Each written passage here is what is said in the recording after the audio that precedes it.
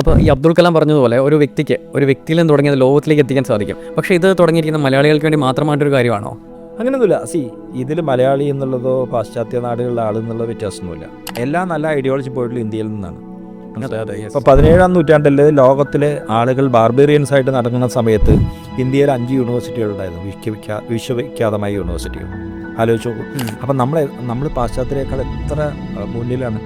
പക്ഷെ നമ്മൾക്ക് നമ്മുടെ പൈതൃകം അല്ലെങ്കിൽ നമ്മളെ ഇന്ത്യ എന്ന് പറയുന്നതിൻ്റെ ആ ഒരു ഫീലിംഗ് എത്ര പേർക്കുണ്ട്? നളന്ദ തക്ഷശിലയൊക്കെ എന്ന് 17-ാം നൂറ്റാണ്ടിൽ ലോകം ബാർബേറിയൻസ് ആയിട്ട് വെച്ചാൽ നരഭോജികളായിട്ട് നടക്കുന്ന കാലഘട്ടത്തിൽ അന്ന് ഇന്ത്യയിലുണ്ടായിരുന്നതാണ് 5 യൂണിവേഴ്സിറ്റികൾ. ഒന്ന് ആലോചിക്കും.